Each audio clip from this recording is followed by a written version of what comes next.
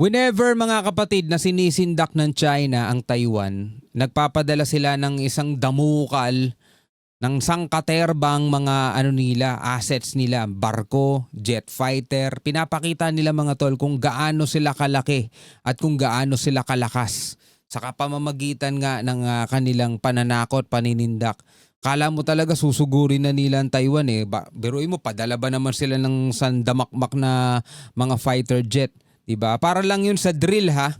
Pero ngayon sa pagkakataong to, mga Chinese-made fighter jets nasubukan na sa labanan. Aktual na labanan mga tol, nasubukan na. So anong nangyari? Alamin natin to kay John Reps. Pilipinas magde-deploy muli ng mga peacekeeper sa... Saan ba? Alamin na lamang natin mga kapatid, no? Yan ang ating aalamin sa mga misyon ng United Nations, okay? Para mag-ambag sa isang mas ligtas at mas ligtas na mundo, sabi ni Defense Secretary Gilberto Teodoro. Bago natin to simulan, huwag mong kalimutan mag-subscribe dito kay John Reps. Nakalagay po ang link sa ibaba. At syempre kung bago ka pa lamang dito, trip mo yung mga ganitong klaseng reaction video and commentary, huwag mo rin kalimutan mag-subscribe. Click mo na rin ang notification bell para ma-notify ka pag may mga bago tayong reaction video tulad nito. Huwag na natin patagalin pa, panoorin na natin to mga tol. Sa patuloy na lumalagong puwersang panghimpapawid ng China ay labis na ikinatuwa ng China ang ibinalita ng Pakistan dahil sa husay at maaasahan umano mga fighter jets ng China matapos itong gamitin ng Pakistan upang pabagsakin ang mga Rafale fighter jets ng India. Di ba? Yun ang report nila mga tol eh. Di ba? Yun ang report nila. Siyempre propaganda yan. Yun ang report ng Pakistan, yun din ang report ng China. Pero ito ay nirebattles na. No, sinagot na ng India sa pamamagitan ng kanilang mga balita, mga kapatid. Alamin ang buong detalye mamaya. At isang oceanographic survey ship na naman ng China ang pinalayas ng Japanese Coast Guard matapos itong pumasok sa exclusive economic zone ng Japan malapit sa Senkaku Island. At Pilipinas at Germany nagkaroon ng isang kasunduan kung saan ang Pilipinas ay muling magde-deploy ng mga peacekeeper para umano sa pangmatagalang kapayapaan sa mundo. Kaya't para malaman ang buong detalye ay tumutok at makinig na mabuti. Alright. Alamin natin mga tol kung anong report ng China at Pakistan. Ang Pilipinas at iba pang mga bansa sa rehiyon ay paulit-ulit na nagpoprotesta sa pagkakaroon ng mga Chinese Coast Guard at mga Chinese research vessel sa loob ng kanilang exclusive economic zone kung saan sa ilalim ng United Nations Convention on the Law of the Sea, tanging ang coastal state lamang ang maaaring makinabang sa mga mapagkukunan at magsagawa ng sayantipikong pananaliksi. Tulad ng Pilipinas, ang Japan ay may kinakaharap ding isang maritime dispute laban sa China sa Senkaku Island, isang isla na walang nakatira ngunit pinangangasiwaan ito ng Japan at inaangkin naman ng China bilang Jiaoyu Island na pinangalanan din nila, 'di ba? May Chinese name din.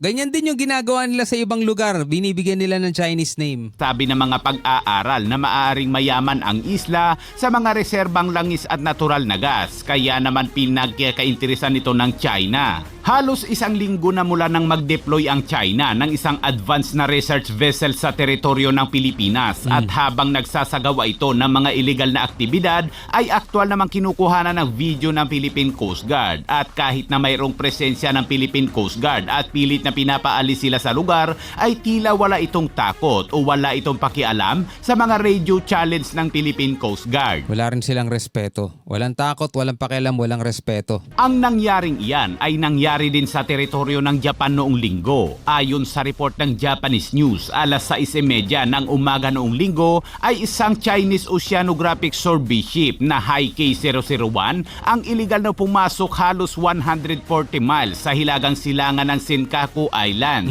Naobserbahan umano ng Japanese Coast Guard ang HK-001 ng China at nang paparating na ang barko ng Japan ay naaktuhan umano ng Japanese Coast Guard na ibinababa ng China ang isang parang tubo sa tubig. Kaya naman kaagad na nagbigay ng babala ang Japanese Coast Guard na nag-uutos na itigil ang aktibidad at lisanin ang lugar. Kaya dito na umano tumawid ang barko ng China sa median line na naghihiwalay sa dalawang bansa. Ilang araw bago nangyari ang insidenteng ito ay 4 na rin na barko ng China Coast Guard ang pinalayas ng 2 fighter jets ng Japan sa parehong isla. Grabe no, parang mga langaw sila na makulit no.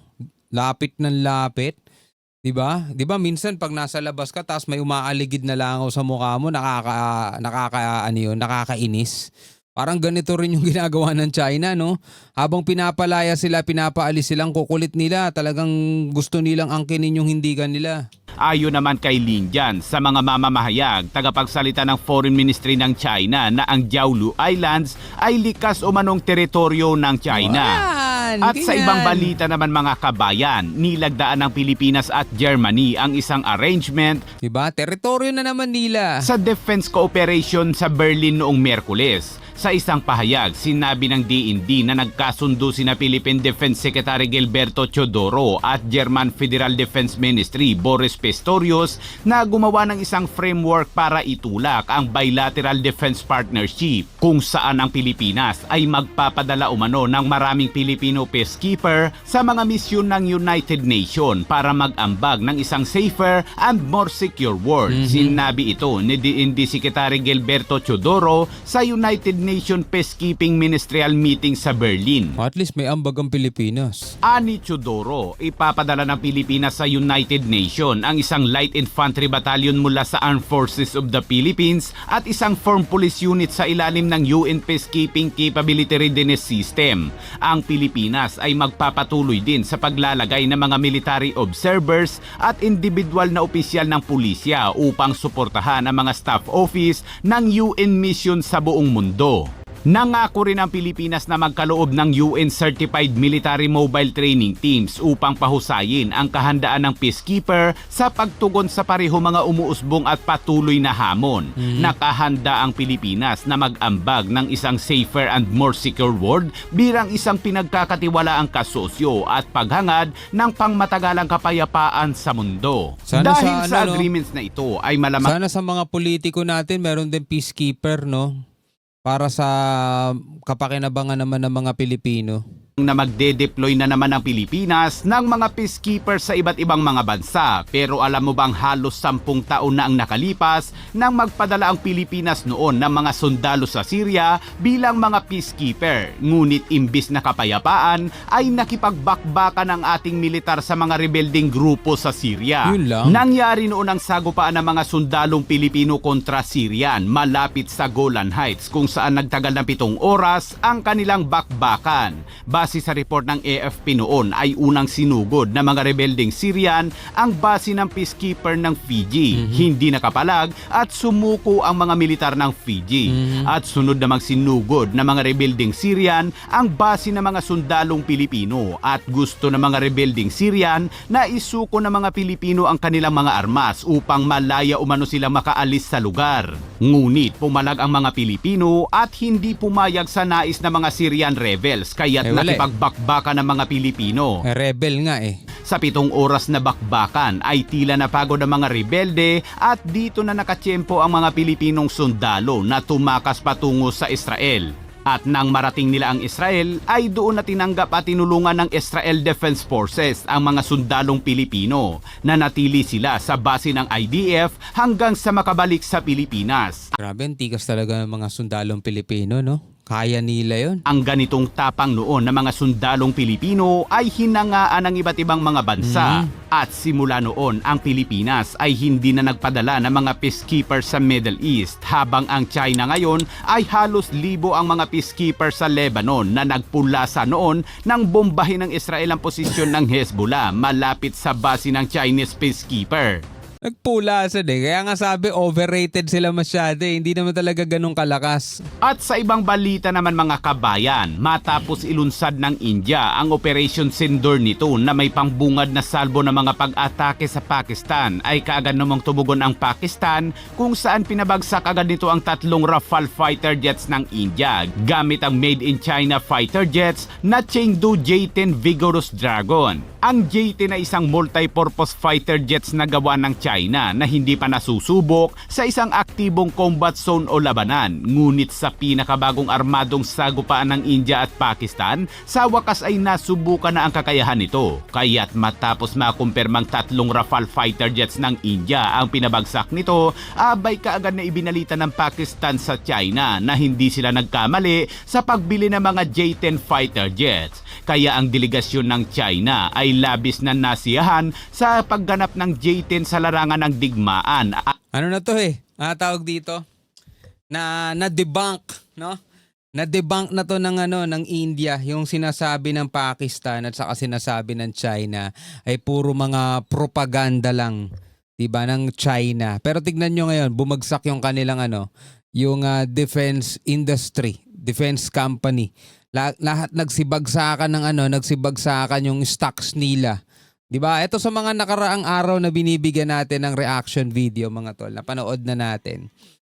Ibang-iba yung sinasabi ng China doon sa nakikita talaga sa mga actual evidence. At nagpahayag sila ng malaking kaligayahan. Ang mga opisyal naman ng India ay tumanggi na magkomento tungkol sa pagbagsak ng mga made in France na mga fighter jets nito. Pero ang J-10 ay nagdulot ng kagalakan sa China kung saan posible umanong marami ang mag-iisip na mga mamimili at malamang na dumagsa umano ang mga magkakainteres sa mga fighter jets at armas ng China. Wala na. Kailan pa ba tong balitang to? May 16 pa. No, May 16 pa tong video na to ni John Reps. Etong video na to. Wala na, lumabas na ngayon yung mga mamimili. Ayaw na nilang bumili sa China kasi etong mga eroplano ng China, mga tol, talagang fail to perform din. At yan muna ang mga bagong Alright mga kapatid, no? Ano ang masasabi ninyo dito sa mga videong to na ating napanood? Pwede kayong magbigay ng commentary sa ibaba. Pwede kayong magbigay ng inyong reaction and inyong masasabing question o ano pa gusto nyong bigyan natin ng reaction video sa susunod. Comment lang kayo sa ibaba. Maraming salamat sa inyong panonood. Hanggang sa muli, ako nga pala si Shobal D. Peace out.